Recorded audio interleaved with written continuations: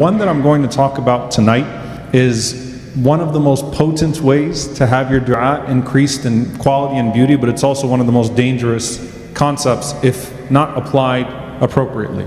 And that is the concept of al-inkisab, to be broken in front of Allah subhanahu wa ta'ala, to idhar al-faqr, to show your poverty, to show your vulnerability, and to speak of it in the capacity of your dua. It's actually pretty dangerous if you do it wrong, but it is very powerful if you do it right. And so I want to give you an analogy actually that I was thinking about. SubhanAllah, as we went into Ayat al-Sajda in Surah al-Furqan, we have the verse of Sajda, and then وَالَّذِينَ يَبِيتُونَ لِرَبِّهِمْ سُجَّدًا وَقِيَامًا. Allah subhanahu wa ta'ala emphasizing people that spend their nights in prostration and sujood, and Allah subhanahu wa ta'ala condemning those that don't make sujood to Ar-Rahman. So I want to give you an example here.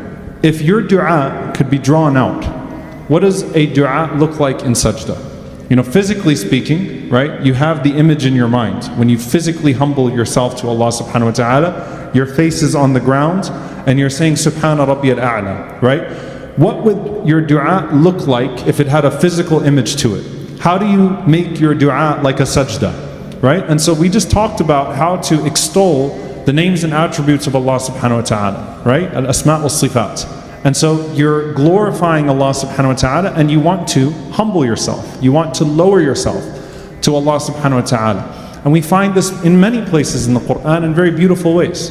Rabbi inni lima anzalta ilayya min khayrin faqir. What Musa alayhi salam says in Madian when he's completely desperate. Oh Allah, I am in need of whatever good you are going to send to me. I am completely in need of that. Right? So extolling Allah subhanahu wa ta'ala's greatness.